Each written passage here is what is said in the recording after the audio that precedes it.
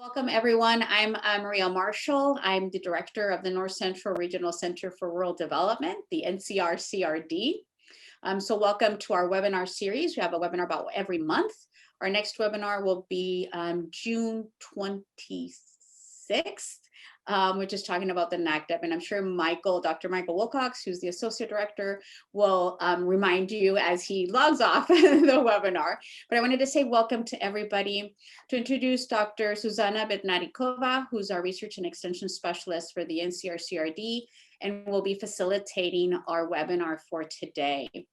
So again, welcome. I hope you enjoy and join us for this and more webinars to come, which I think will be a nice range of all the activities and all the different and wonderful things that are happening in the North Central region. And with that, Susanna, I'll hand it off to you. Thank you, Maria. So again, welcome everybody, and thank you for joining us for this webinar, which is about to show you how to utilize financial data in planning and refining strategies, focusing on the strengthening community resilience. Those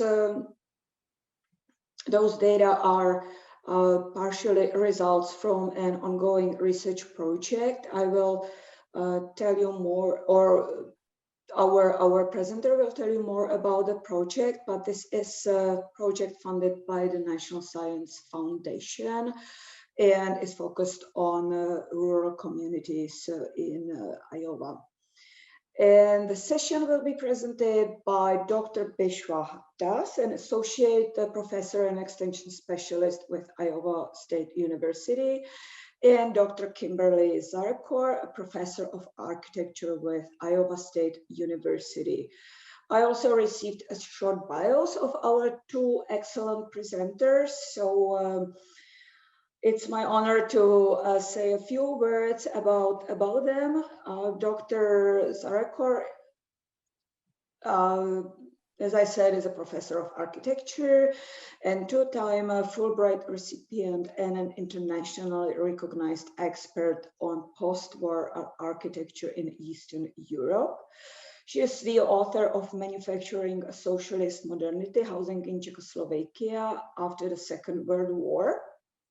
And a few years ago, she turned her attention to research closer to home, to Iowa, in a new project about quality of life in Iowa's rural communities that is its origins in research about shrinking post-industrial European cities. And this is also my hard thing, because I am from the Czech Republic, so that's perfect to know that someone is interested in the Czech architecture, post-war architecture, and Dr. Zarecor speaks Czech, so we can communicate in Czech language as well. Dr. Biswa, as an associate professor, is also a community and regional planning. Is an associate professor in a community, so an extension specialist with extension and outreach at the ICU, Community Economic Development. He is the lead PI of the Iowa Government Finance Initiative and works with the state and local governments in Iowa on issues relating to public finance. His main research areas are in public finance, community, and economic development.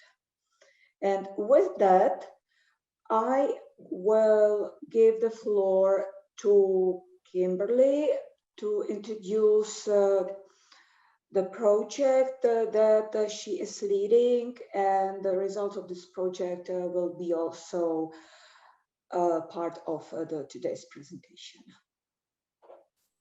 So thank you everyone so much for joining us today. It's really a pleasure for us to be able to speak to the community through NCRCRD.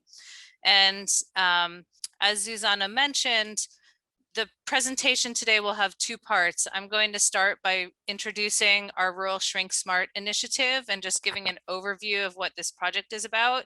And most of today's presentation will be given by my colleague Biswa, talking in particular about community finance data as part of what we're thinking about in terms of quality of life. So this project is funded by the National Science Foundation with very generous grant. You can see the grant information there in the slide if you're interested to know more.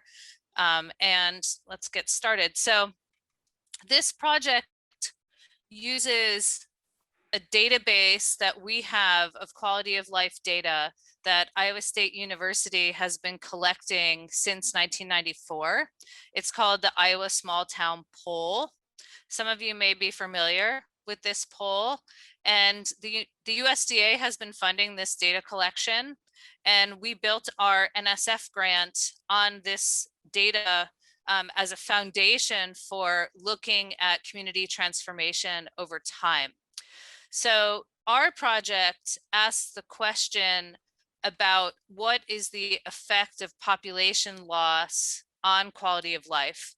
And we look at the data for 99 towns. These are the towns, one per county in Iowa, that have been responding to the Iowa Small Town Poll. So we know a lot about the perceptions of the people who respond to the poll about their quality of life. The towns that are part of the poll are small communities. They were chosen by a random selection, one per county, and they needed to have between 500 and 10,000 people in the 1990 census. And since then, the populations have trended in different directions. Some communities have grown, some have gotten smaller. We are looking at a group of communities where the population has gone down, but people's perceptions of quality of life, according to the Iowa Small Town Poll, have gone up. One community that we're working with, for example, is Sac City, Iowa. Here's their Scoop the Loop event from last summer. And just to give you a kind of flavor of the scale, and Sac City is actually one of our largest communities in our study. It has about 2,000 people. And if you want to know more about the project, we have a website, and I'll share this at the end as well. It's ruralshrinksmart.org.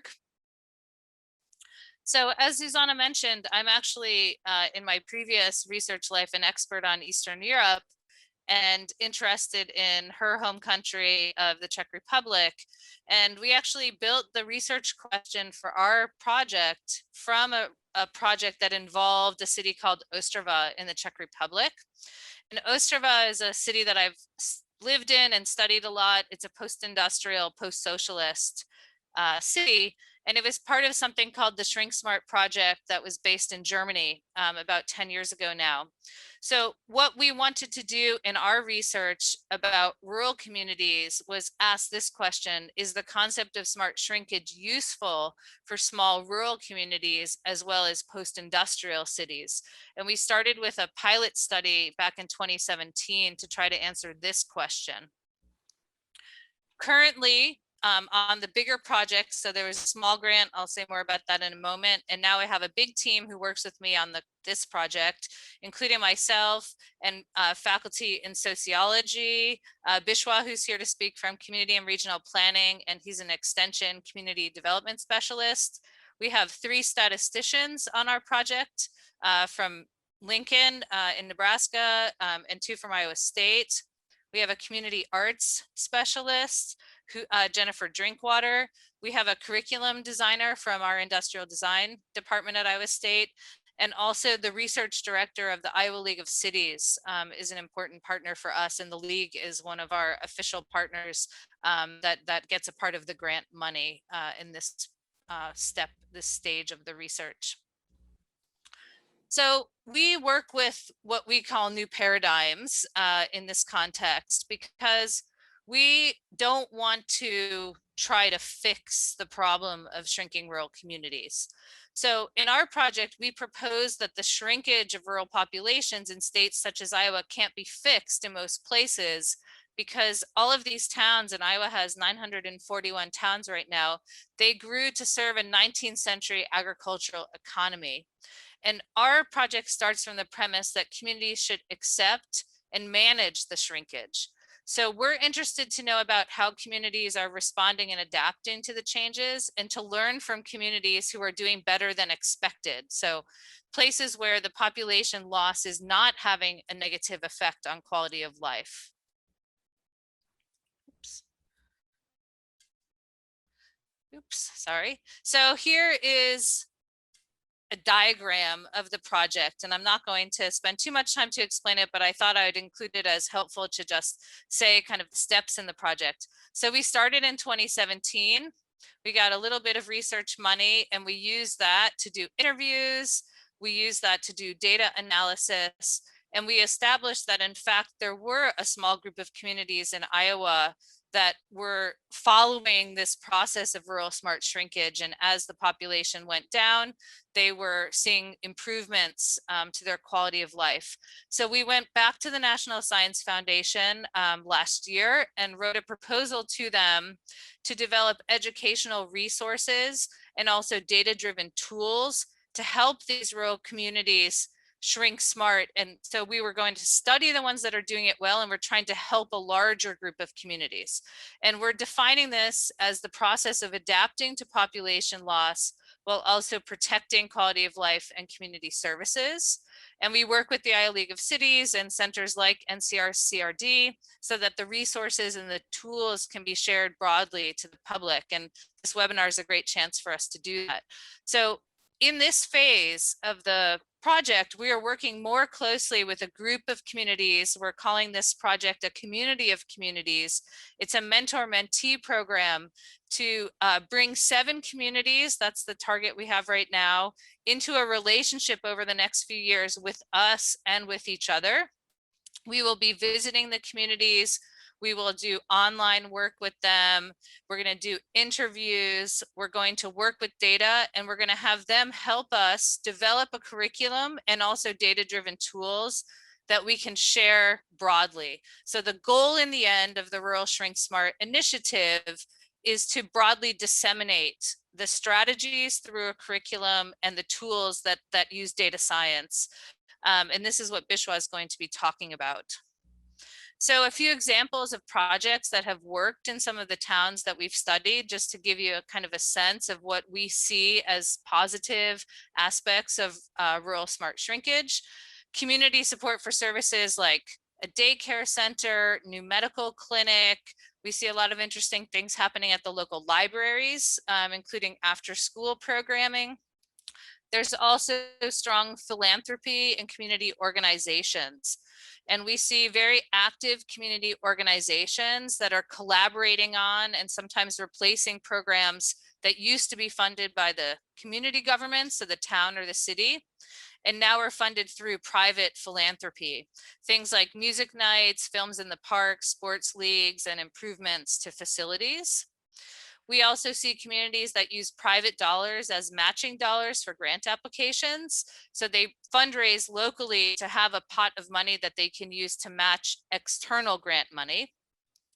These philanthropy organizations also assist managers and city clerks with grant applications. They help to identify the needs and also the grant opportunities.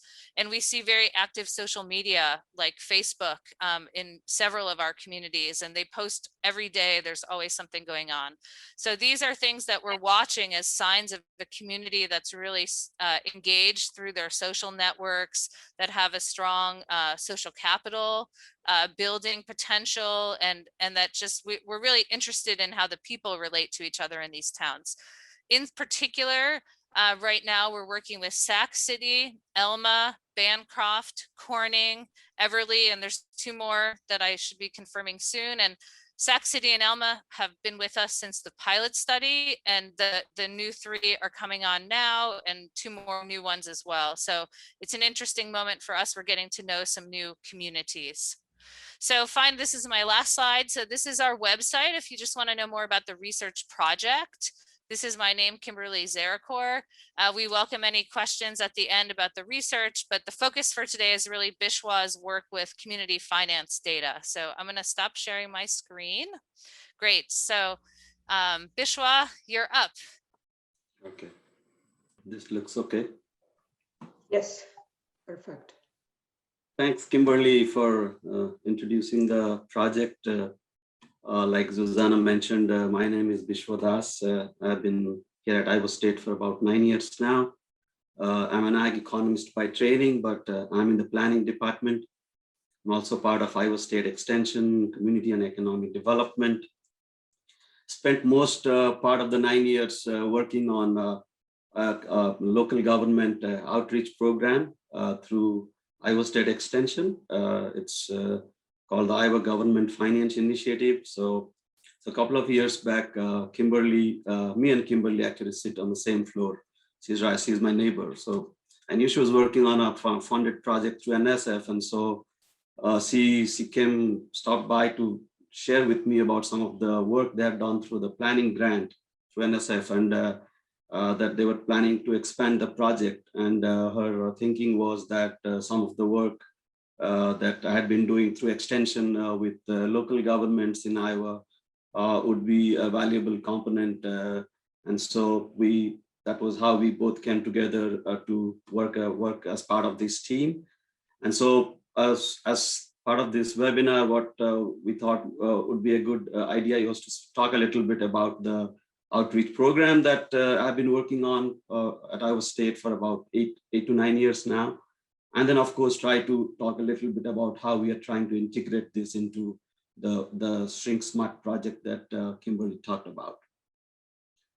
Like she mentioned, the Rural Shrink Smart project started out with the Iowa Small Town Poll as one of the core aspects of it, with the data that this initiative had been collecting since 1994. And so, as with the Iowa Government Finance Initiative, the program that I had developed, the thinking was to see how IGFI could also contribute to the Shrink Smart project. So what this meant was that it also opened up a chance for both the Iowa Small Town Poll as well as IGFI, the program that I work with, to kind of get an opportunity to interact and see how we could connect both of these programs that are offered through Iowa State Extension to see how it could benefit the project that Kimberly is heading. Kimberly talked about some of the other aspects of the project, but I think for the presentation, I'll just keep that aside.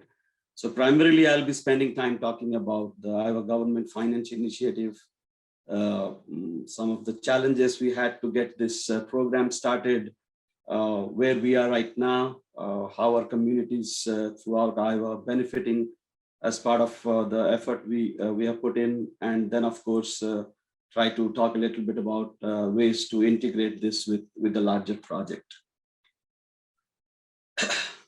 Most of us know Iowa through corn and soybeans and eggs and hogs and whatnot. So Iowa is a farm state. There's no second opinion about that. But Iowa also is a state with a lot of small communities. Iowa in the total, Iowa has about 941 cities, and that number has gone down. At least 6 cities have disincorporated since the time that I have moved into Iowa. So based on, for those of you not familiar with Iowa, the recent census estimates put Iowa's population at 3.19 million. That's a 4.7% increase since 2010. So it's actually slower than the overall national growth rate, which was about 7.6%. Iowa is primarily a white state, but a lot of the growth that's happening in the state of Iowa comes from minority population growth, including Asians, Latinos, African Americans. So population has always been a challenge. And like Kimberly alluded to, the small towns have continued to decline over time, and whatever population increase is happening is primarily in the urban centers. In terms of the number of local governments in the state, it's a small state, but with a large number of local governments, 941 cities, 99 counties, 333 school districts, 551 special districts. The largest city in the state is Des Moines with a population of 215,000. and the smallest city has 14 individuals.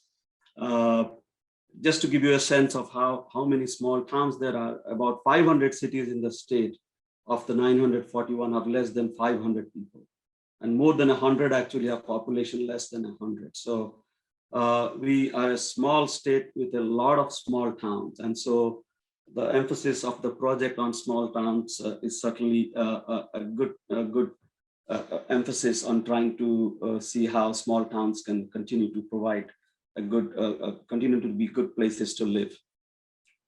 In terms of the small towns in Iowa, like Kimberly mentioned, population decline has been a continuing issue over the past 100 years. Not necessarily all small towns, but a vast majority of them continue to decline. Just like in other parts of the nation, infrastructure is becoming dated. Amenities are not the way it used to be. Local economy continues to stagnate with very little scope for expansion. Those of us working with the local governments, we understand the level of fiscal stress that is small towns go through to generate adequate revenues to fund a lot of the services that the residents need. Not a whole lot of expansion of the tax base, especially property tax base, because the property valuation doesn't seem to be going at a high rate compared to some of the urban places. And then there is a great deal of hesitancy to add to the many challenges. There's a lot of hesitancy in small towns to opening up communities to different kinds of population groups, meaning ethnic groups. And so as part of a number of other projects, it's almost, I can definitively make a statement that there's a fear of the other in small towns, and that it's pretty real to people that live there.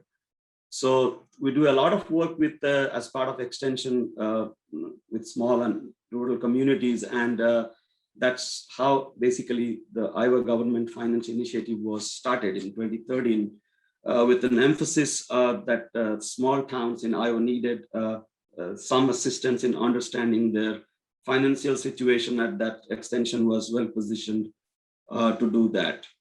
So when Kimberly approached me a couple of years back, it almost seemed like a natural match, because once again, like the Shrink Smart project, the emphasis of the Iowa Government Finance Initiative was also on small towns across the state of Iowa. So once again, Kimberly mentioned about this a little bit. I just have one slide to talk with a few more specifics. So the Iowa Small Town Poll, which has been in place since 1994 through the Department of Sociology, this is a poll that they conduct once every 10 years. So the first one was in 1994. The second one was in 2004.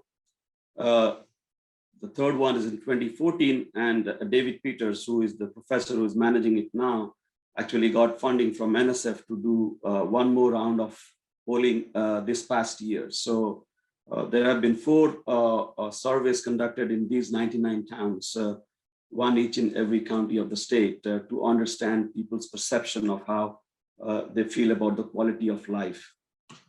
It looks at, just to go into a little more specific on what this poll includes, it looks at, how local residents patronize different kinds of services and facilities, both through the government and non-governmental, funded through government and non-governmental sources. The perception about the social environment in the community, the networks that exist within the community, how people perceive a sense of belongingness as it relates to their community, sense of attachment, as well as sense of involvement. So broadly speaking, the emphasis of this small town poll is on trying to assess the level of social capital that exists in these communities. And these are basically reflected in some of these major aspects that the survey includes. So that's the data that's at the core of this project. And moving forward, once I go through talking about the IGFI initiative, I'll be able to kind of share some thoughts on how we plan to integrate both of these. So the Iowa Government Finance Initiative, like I shared, started in 2013. Our major collaborators are the Iowa League of Cities and Iowa State Association of Counties. To get this project started, the biggest challenge was that there was no digital data available in the state of Iowa, which meant that all the 940 plus cities in the state basically used an Excel file that the auditor of the state provided them. They filled it out, printed it out, and then put it on envelope and mailed it to Des Moines. So it was paper-based. Although it was standardized, it was paper-based. So we, as part of initiating this project, we visited with the state auditor and made presentations on the proposed project and how having access to digital data would enable us to essentially assist communities throughout the state. So in 2013, the Iowa legislature essentially mandated the electronic filing of the annual financial reports. So beginning in 2013, all cities in Iowa were basically required by law to submit their AFRs electronically. But we didn't have historical data to get the project started. So we reached out individually to a lot of cities throughout the state. And about 100 cities actually shared some of the historical data through the spreadsheets that they had been filling out. They dropped it into a Dropbox we created at our end. So basically, we started out with about 100 cities sharing their data. And then, of course, 2013 onwards, we had access to data from all of the cities. So beginning in 2013, we have been publishing a customized fiscal condition report for each of the 941 cities in the state. And then we did the same thing for the counties. That was first published in 2015. So starting in 2015, we publish an annual fiscal condition report for each of the cities and each of the counties in the state of Iowa on an annual basis. The website to the IGFI is actually, the link is on this slide. So if somebody is interested, you should be able to access our website. This diagram I just created to kind of visually represent the different aspects of the initiative so far. So essentially, at the core of it is assisting cities and counties in the state of Iowa to build capacity, especially as it relates to fiscal and economic issues. And the goal of the entire initiative was to create fiscally and economically resilient communities. So the whole idea was more of providing educational resources. So the most important piece, of course, was having access to public finance data from the state of Iowa, which, like I just shared, we were able to access through the auditor's office. The different stakeholder groups, the League of Cities and the State Association of Counties. Those were important partners to begin with, given that their goals were also similar to ours. They were also trying to reach out. A lot of their efforts was also to see how they could serve their membership, the cities and counties to function better and build capacity to provide a sustainable future for these communities. So the other aspect of this was funded research. A good example of this is this particular project that Kimberly is leading. In the past, I've also been part of other grant proposals where funded research projects have tried to utilize the IGFI platform to basically connect some of the issues with local finances. So we utilized public finance data and supplementing that with demographic and economic data from US Census. And then, of course, with the capacity of university extension faculty and staff, we basically made sure that all of this together through the educational resources we created allowed cities and counties to build capacity to deal with different kinds of fiscal and economic issues and challenges. And the way it works is that given that we continually have a way of communicating with cities and counties. It's an annual process whereby we get feedback on a whole host of issues that impact the fiscal conditions, and so it's an ongoing process that we go through with the annual fiscal condition reports coming out each year.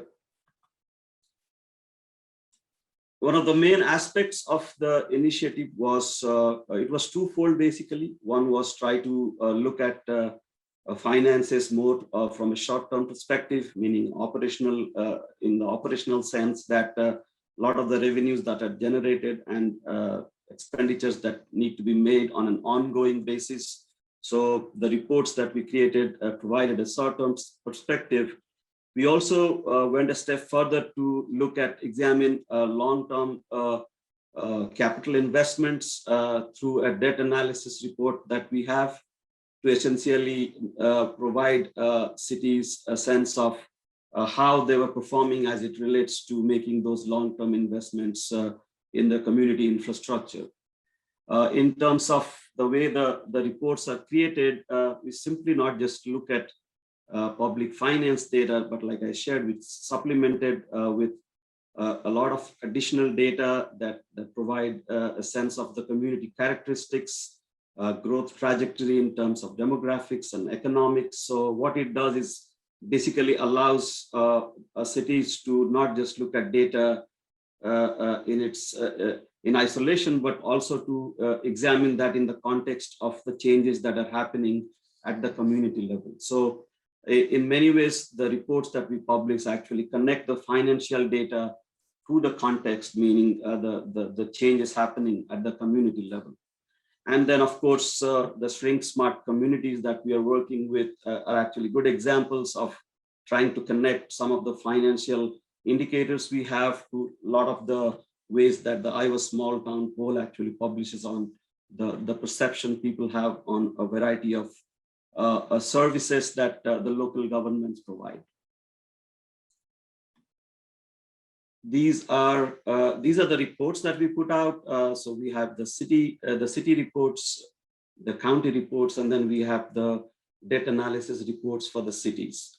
We do not have a debt report for the counties. In terms of the way the reports are structured, the reports actually have a major section that updates local officials on the legislative changes happening at the state level that impacts local finances. And then it includes a big section on demographic and socioeconomic trends, the major sources of revenues. Given that we're talking about cities, there are 10 major categories that cities actually spend money on. And then, of course, we look at the debt situation and trends, and we use data on property valuation and levy rates to also include something like fiscal capacity and the effort index, which allows cities to understand how they're performing in relation to their peers. So the way the data actually arrives at our end is basically this flowchart gives you a good example of that. So the data that the cities and counties generate every year are submitted to the state auditor. The state auditor passes this on to the Iowa Department of Management, which is the department in the state of Iowa that is entrusted with all of the budgets that within the state, both for the state and local governments. And then the Iowa Department of Management basically passes on that to us as part of Iowa State Extension, which is what we use through IGFI to then send it, publish it in a way that cities and counties in the state can access it. And then we have a way of collecting feedback so that we understand how well these reports are meeting the needs and also trying to improve them as we move forward. For those of us who work in the area of public finance, we do understand that state legislation impacts local finances in a big way, especially over the past 10 years. Iowa has seen at least one major legislation that has impacted local finances in a major way. This was Senate File 295 that was passed in 2013. What it did was it basically changed the way the property classes were defined. It created a new property class that was multi-residential, that took apartments out of commercial property class and created a new class. And what that meant was that over time, the valuation base basically declined, meaning that given the way that the property tax is calculated, the assessment ratio was lowered for the multi-residential property class. In addition to a few other restrictions that the law had, overall it meant that every local government in the state actually had a gap in their budget. And basically the state went ahead and beginning in 2015, they backfilled each of the local government's budget from state funds until last week, which was when they passed Senate File 619, when the legislature basically passed this bill, which means that in the next 5 to 8 years, the backfill would be phased out, which means that the burden basically was passed on to the local governments to figure out ways of generating additional revenues at their end.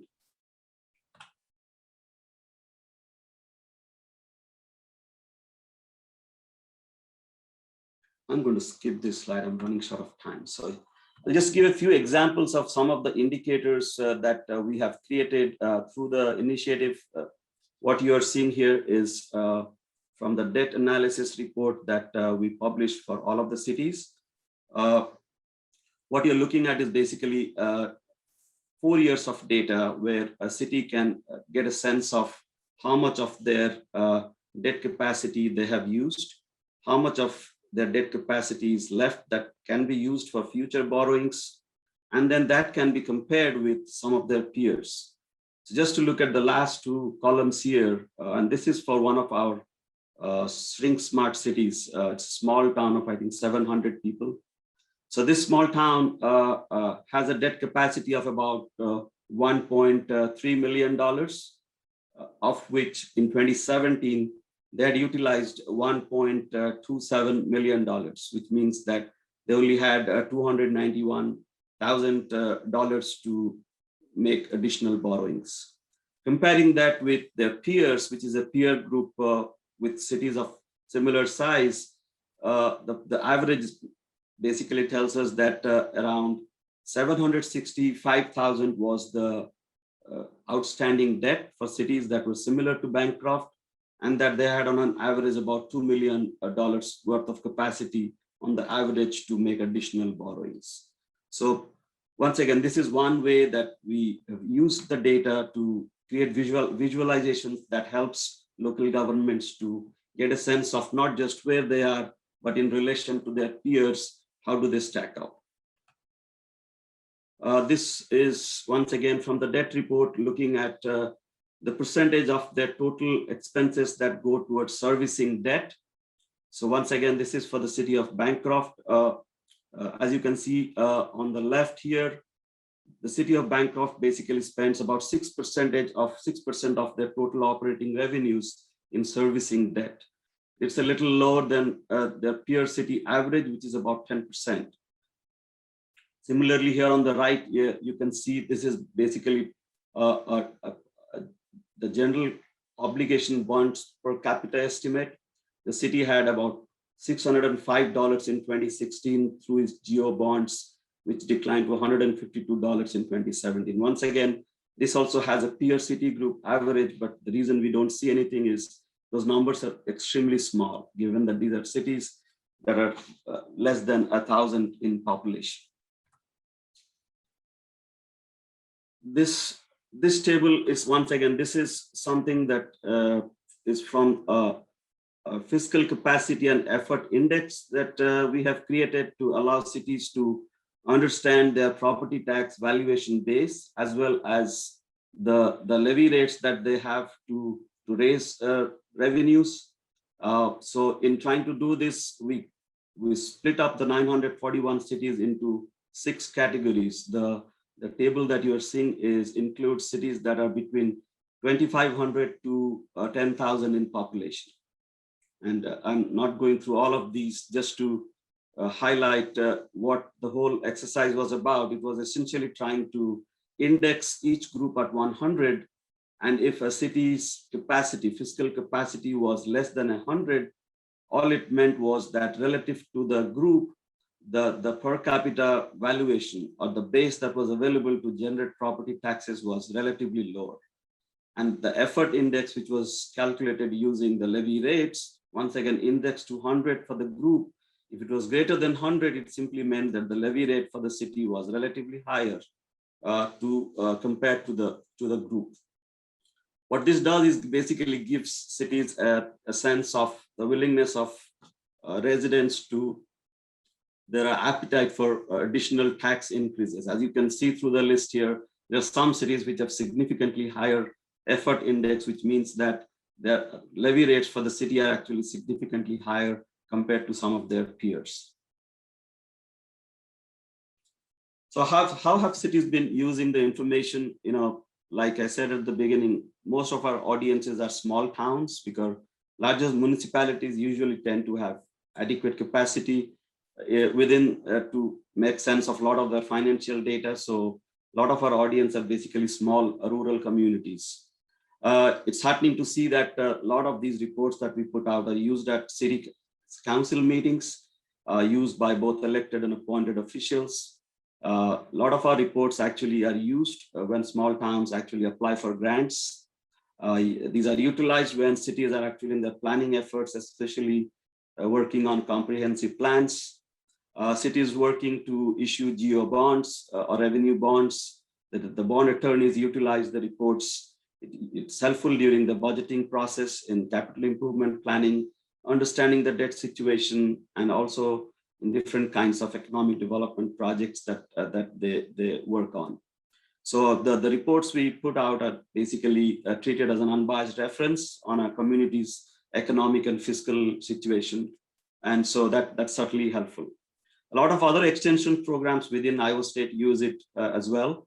And then, of course, it allows cities and counties to examine each other's fiscal situation to get a sense of where they are. And the standardized reports certainly makes it easier to make comparisons. In terms of the impacts, certainly having been in place for about 8 years now, certainly it makes us happy to hear when elected officials tell us that it's helped them improve understanding of local finances, and as well as having the peer comparison helps in expanding their understanding. A lot of the small towns, because of the way that the initiative works through the workshops, they have been able to share good practices and their willingness to adopt some of these good practices. Small towns within a county are able to communicate with each other through these reports and try to learn from each other. And relatively larger cities, within a county can sometimes assist smaller communities, which will result in cost savings for smaller communities. Through the workshops, it offers a chance for small towns to offer creative ideas in financial management, as well as helps justify the need for additional revenue generation. As having the legislation, the legislative changes happening and their impacts on the city budget, the reports certainly help in expanding understanding of people throughout the state. In itself, finance data does not convey all aspects of the value and contributions of the local governments. Working through the Shrink Smart project and through a number of other projects, we often realize that city clerks, city manager, administrators work as change makers, and that's been a common theme throughout the state. And so meeting with them actually allows us to get new ideas about how they are able to manage finances locally, to work with other community groups to make change happen. Small towns may assist other neighboring smaller towns for nominal fee when it might not be feasible for really small towns to hire a private vendor. Small towns within a county could actually be helping other smaller towns for small fees. The other aspect that we have learned over time is that a lot of small towns are switching to digital data, meaning that they're trying to use cloud-based services instead of hiring an individual to take care of data, even small towns are using cloud-based services to reduce the need for employees, so that the funds that are saved could be utilized other places. And then, of course, government is leveraging a lot of the investments from philanthropic contributions that Kimberly talked about to make some of the major investments at the community. This is from a project that two students recently worked with me as part of a capstone project in the data science undergraduate program. What we are doing is essentially using all of the data we have that we currently use to publish the reports, trying to create a dashboard where all of these data could be used to visually present to all of the cities within the state. So this is just the beginning of that phase. Hope is that we can take it forward, and by the end of the year have an interactive dashboard where cities throughout the state can actually look at the same data they're looking through the reports, but in a much more interactive way. In terms of integrating IGFI with the Shrink Smart project, like Kimberly mentioned, we have 3 statistics professors working with us. So using data through the Iowa that's generated through the Iowa small town poll, as well as the data that we use through the IGFI, we expect to build some empirical models to help understand some of the relationships between government spending and the perception that residents have of some of these communities we're working with. And that managing finances is important to make necessary long-term investments, as interactions with some of the city managers is teaching us, and that the role of philanthropic contributions in these small towns towards building public and semi-public goods, like these are some of the ways that small towns are actually being able to create amenities and provide services that ensure that people living there enjoy a good quality of life. And then, of course, the contributions of local governments collaborating with community groups, that it's possible to demonstrate some tangible change. I think I'll stop here. We're running short of time.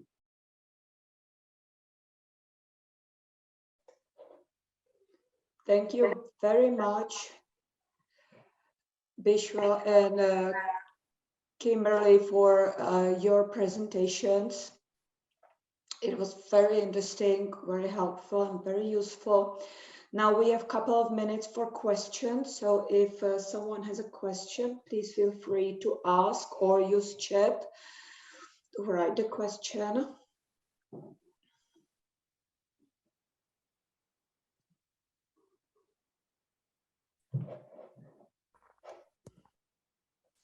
So if no one, yes, Kimberly.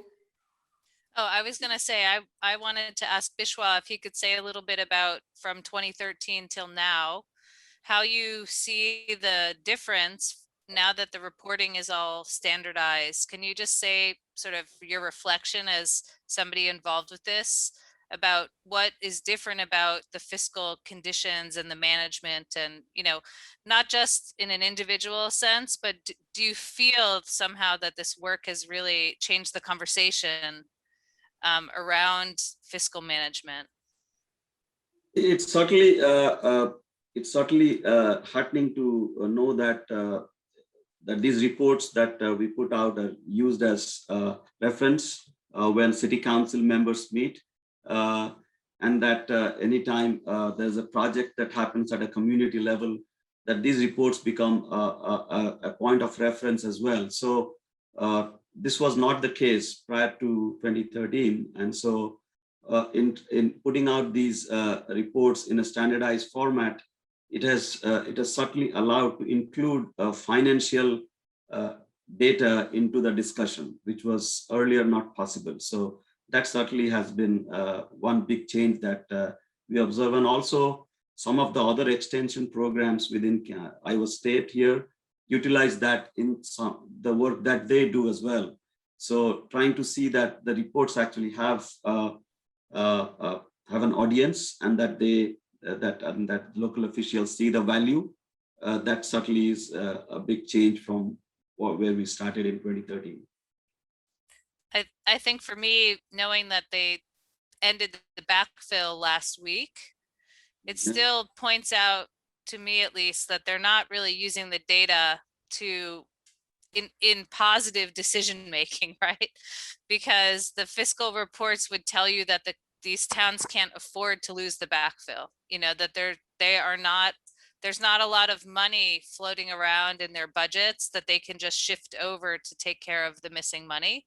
So in other words, it's basically a cut to every city's budget with no opportunities in the fiscal setup to generate more revenue.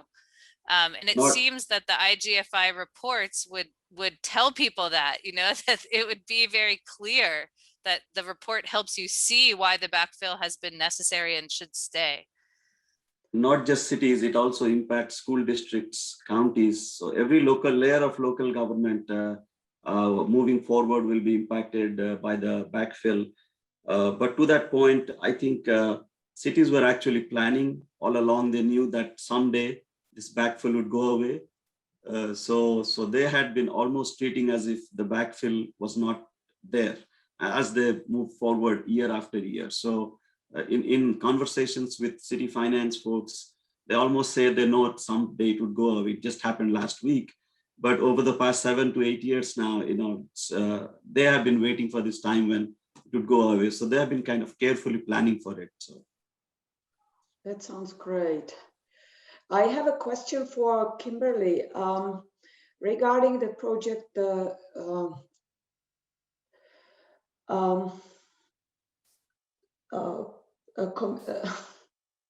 Smart Shrink Communities. Yeah. How do you develop the cooperation with towns? How do you define whom to cooperate with, and how do you convince them to partner with you? So I'm not going to say we have this solved exactly because we're just at the beginning of the mentoring program. So you know, maybe we'll come back in a couple of years and tell you more about how the mentoring program went. But what we have found is that our data predicts that shrink smart towns predict high social capital, right? Like we're looking at towns that have good social networks. That's what the data tells us. When we get to looking into the town, we discover that a lot of that is driven by individuals.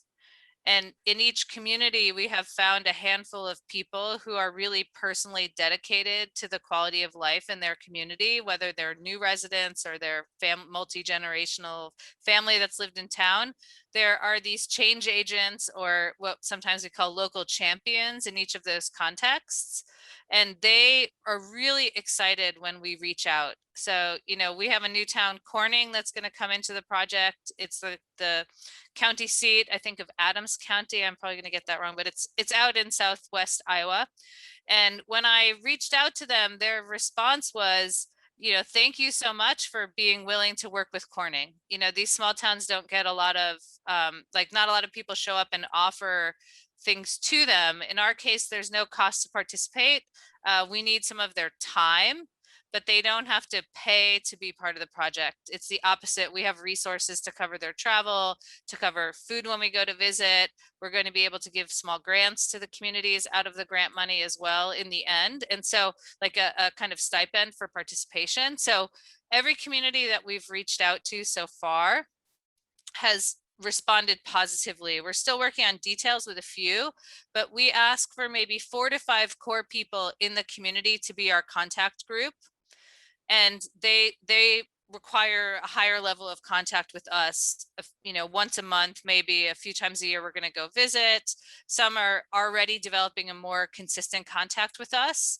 And we are going to host a panel at the Iowa League of Cities where the panel speakers are members of our community. So we're going to highlight their work and try to put them publicly out as communities that are doing something positive in this regard. So they find it very gratifying. They have told us that they really feel the recognition by being part of the project. by being asked to join, that this itself is a kind of validation that some of their hard work is paying off. And so we find that they're very open to it, especially with an online interface where we can talk to each other from our homes. This does make it a little easier. So the pandemic has had a bit of a silver lining in that sense, because even older people in smaller towns now are more efficient on using the software. So we find that this has, enabled something new to have online meetings. And I know we're almost out of time, so I will end my answer there. But thank you, Zuzana, for the question. Thank you very much, Kimberly. I am really excited about the way how you do it, and for many of us, it's a very educative and very useful approach how to reach someone to cooperate. I see in chat that Dr. Michael Wilcox added the webinar information that will take place in June 15th. And Michael, if you want to say a few words at the end of the webinar and invite people to the next webinar, you're more than welcome. Sure. And I just want to say thank you once again to Biswa and Kimberly for their presentations and for their time to join this webinar and be here with us. Yes, thank you so very much. It was very interesting. It's great to see some familiar names join us today and some less than familiar names. It's fantastic as we grow the NCRCRD learning community. I do want to personally invite all of you to come join us on the 15th of June from 2 to 3 p.m. Eastern time for how to get the most out of the Community Development Extension Library. It's a NCRCRD project that's been 2 years in the making with Purdue and University of Illinois and Iowa State University with Gary Taylor. And it's finally launched at cdextlibrary.org. We're in a soft launch phase right now. And yeah, we're going to launch it on the 15th, and we'll look forward to everyone participating and maybe having some of the Shrink Smart materials uploaded to the library so others can benefit from what was presented today. But thanks again, everyone, for joining us. We really appreciate the speakers from Iowa State, and we look forward to seeing you next month for the next webinar. Take care and have a safe Memorial Day weekend.